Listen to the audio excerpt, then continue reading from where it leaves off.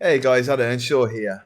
Earlier today, I was looking at Buakaw's YouTube channel, and this is a fight that he just breakdowns of his own fights, including this one. It's the rematch against Yilong. This is from 2016, and in the video, he's talking about like he lost, and he's upset because he thought that he won.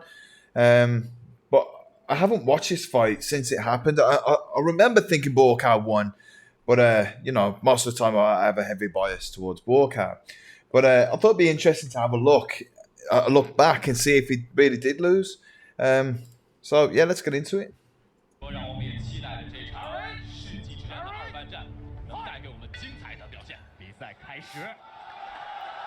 So Yilong is going to have the thing going for him, and he's very unusual. Whereas Buakaw's used to throwing against very technical opponents, whereas Yilong's going to be throwing all kinds of unorthodox stuff, like that left hook to a spinning backhand. A little bit of posing from him there. It's very difficult because Yilong will have like a bit of a slightly different range, slightly different weapons maybe. Let's just see what that was. Yeah, I mean, he's quite messy, Yilong. I remember watching his fight against Brad Riddell, which he has got the clip where he drops his hands and gets punched in the head. But Brad Riddell did beat him. Not many people know that. You consider Buakaw will struggle to find the range of him a little bit just because he is so unorthodox. But, already Buakaw's landing the crispest shots.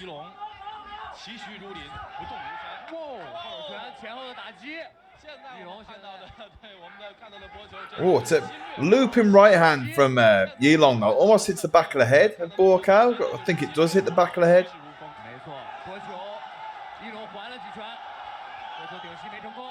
Yilong was lucky to not get penalised then, because if Buakaw cried, he could have been hit with an elbow.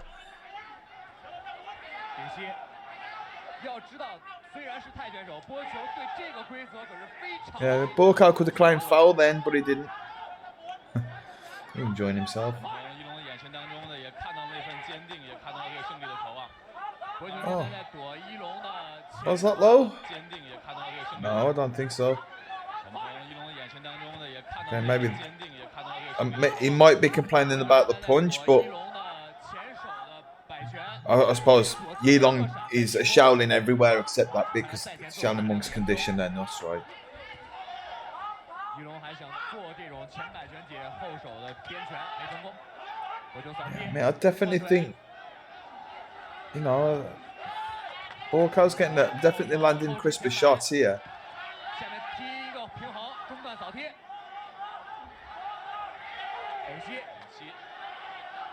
Yeah, it looks like Buakaw's having a bit of fun. Like he's found his range quicker than I thought that he would.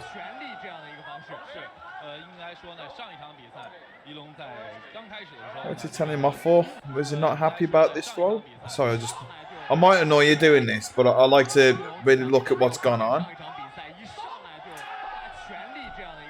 I don't know.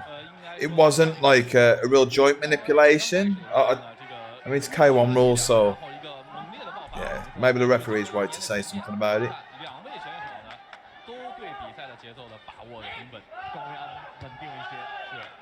I mean, Buakaw's putting some stuff together quite nicely. You won't see a Buakaw that you saw against Andy Sauer or the fights where he's putting his work together really nice because Yilong is so unusual. Sometimes you fight these really fight or spar guys that are untechnical and they can make you look bad, and I think there's a little bit of that. Okay, he's not allowed to hold on a knee more than once, so let me just see what happened here. Knees him. I feel like the referee could have brought them apart a bit quicker than he did.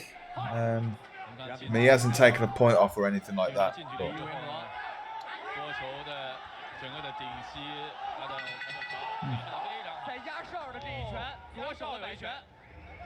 Something I've noticed that when I fought in China and stuff myself, that the rules are very set against you.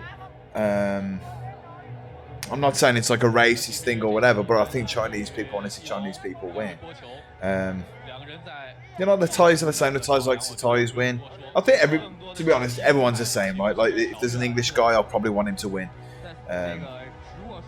So yeah, I mean, I get it, but there is a lot of the time, like, the referee will pull a foreigner up against for doing something, but not a Chinese fighter. That being said, I haven't seen Yilong do anything that's bad. It's just that the rules will be stacked against Buakaw a little bit here. They might be quick to start taking off points or something like that.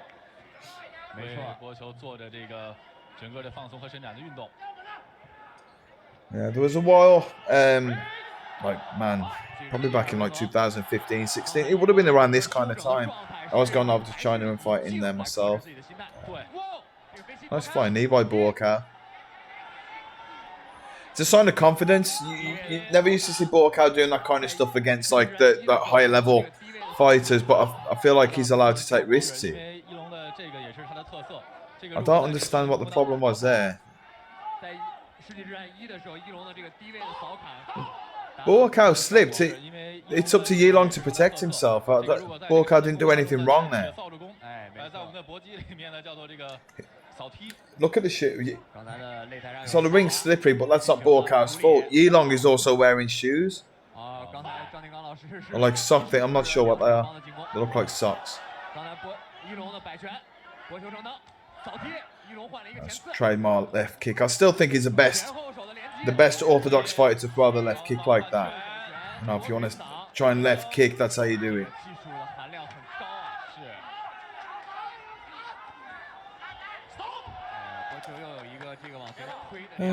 Yeah, I mean, I think the referee will probably say something to Buakaw about that.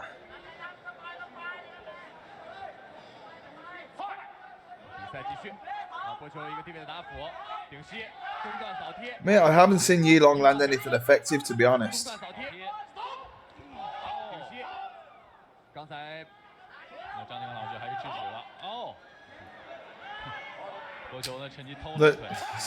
So here, the referee separates them. Yilong goes to go, so Buakaw teeps him back. You know.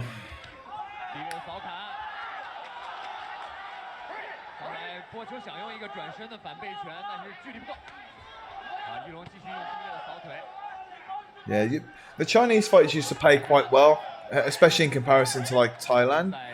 But you know, you got the feeling that you weren't there to win. See, now Buakaw's been penalised for catching kicks before, so I don't understand why Yilong wasn't there. But let me just see how he does that. So this is quite a good skill that Yilong's doing here. When you catch the kick, you can use this part of your forearm, which is quite thin and quite sharp. You can kind of use that to dig into the back of someone's like ankle or the back of their calf a little bit. And the way that he's pulling himself like that, like so, he's got a nice tight grip, probably hurting Buakaw a little bit on the back of his ankle. But the way that he's got himself here is quite safe.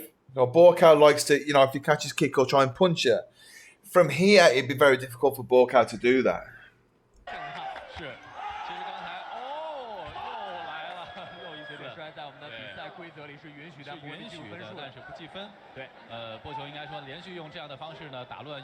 But in kickboxing rules, you would have to let go of the kick and then hit. You can't hold it and punch at the same time. I mean, what did he just do there? Buakaw just off balance a little bit. I think Buakaw's knee came up and he just got pushed down a little bit. I couldn't really see from that angle, but I guess that was what happened. What was that? I mean, worth a try, I suppose. I feel like Buakaw's never really off balance, so trying to catch him with something like that, it would be very difficult. Now, see, now that was a foul there. So you're allowed to. So what he did to be a foul in kickboxing rules, so he caught the kick. Now he punched. So while still holding the kick, so that's a foul. But then he kicks and then kicks him again. So that's 3 fouls. You would have to hold the kick, then let go and punch at the same time. You'd be able to do that, but not hold and punch. There's that famous fight where Buakaw gets angry and just destroys the guy in K1's legs. I think it's from 2005, maybe 2004. But if you put in Buakaw angry, he destroyed someone for doing that to him. Unsure of why Yilong is celebrating. To be honest, I don't think I'd be feeling great after that. Put in a garden chair for the thing. 前两局两位呢打得非常的焦灼，比赛呢也是相当的精彩。这场比赛真的是对，正如刚才王一博老师说到的，把自己兵器库里的所有能用的兵器全部拿出来了。可以说这场比赛对两位选手来说已经不是胜负。This has gone into third. Gotta be right. 对于整个市场需求、两人需求以及整个的。 武术精神提高到一个比较高的档次。我们经常会说一个词儿叫做不忘初心。And look at the quality of strikes. So I'm just going to put that back. I'm sorry if I annoy you, but look at the quality of strikes by Buakaw. So I'll try and pause it as he lands. So that was one block. Look at that. Kick right across the midsection. Look at Buakaw's arm got like coming past his hip. So when you swing like that, you're going to be generating quite a lot of power. And it's so fast. So that was right across the body. Then the left hook, he landed there. And then bang, again. So that's 3 quality strikes there. All of them landing.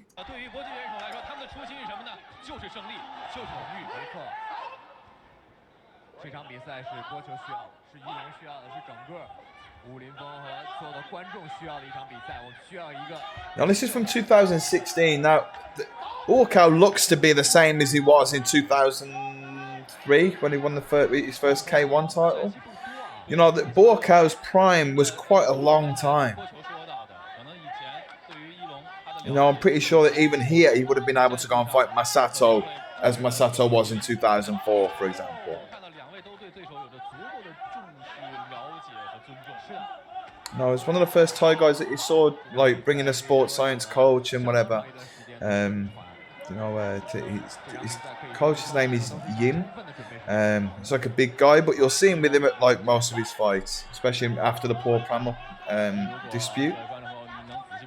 Sports scientist and his Buakaw's manager too.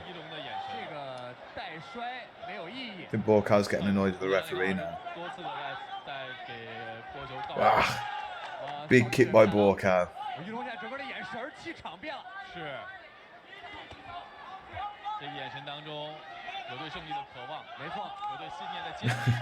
See, even that, just a little bit of creativity there. So, like, kick and then just see how he kind of. That's a very difficult skill to do this properly. So he kicks and then kind of skips with the right hand.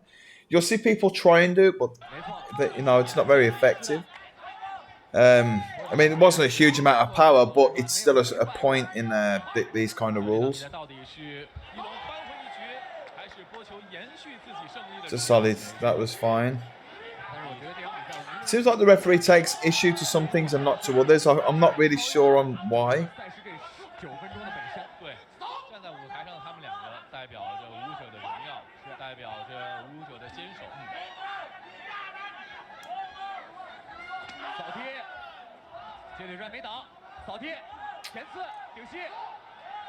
Yeah, I mean, everything that Yilong seems to be doing is very messy.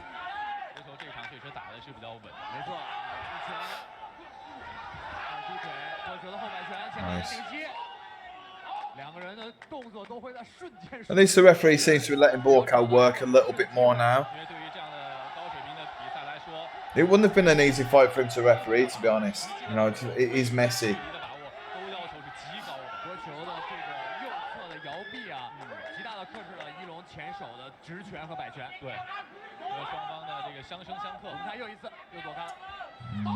So Buakaw so just something to watch out for is the way that Buakaw's leg is behind Yilong's leg here, like that. It's really easy to sweep people like that because you can just push them straight back.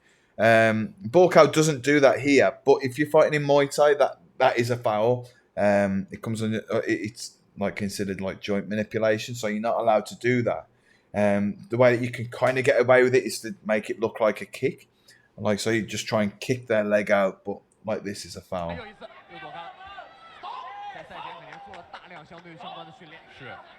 But yeah, I mean, it's kickboxing rules anyway, but it's just something to watch out for while you're clinching. I'm not sure what Yilong did there. You just try and pick him up and throw him.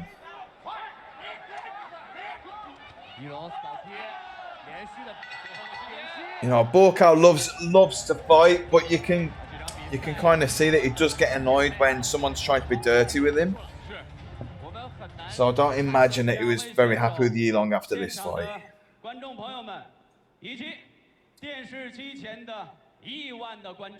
I'm not sure if they've gone through the scores properly here. So I'm not sure whether it was unanimous or split decision. Okay, that's one for Yilong by the look of it. Second one for Yilong. Yeah, I mean, it's a terrible decision. Like, you only have to look at the quality of strikes that were landing, and you can see, Buakaw got robbed here. Yeah, I mean, Yilong. I mean, something that you kind of have to accept with Muay Thai and K1, but in any fight sport really. But it happens a lot in Muay Thai and kickboxing, is that if you don't knock the other person out, then it can always go the other way. There is always bias. A judge might be from the hometown of some of the guy. They could even be from the same gym. It's something that like the bigger promotions will try and clamp down on, like UFC have tried to clamp down on it, but it still happens. There are still bad decisions. Yeah, but I can understand why Buakaw would be angry. I don't think that Yilong would won around in that, to be honest. I mean, judge for yourself, but that's just for me speaking. The quality of strikes, the work rate, everything else I thought all went to Buakaw. So, yeah, disappointing for him. But if you did enjoy the video, please consider liking and subscribing. It helps me out a great deal, and it is greatly appreciated. But yeah, I'll speak soon, guys.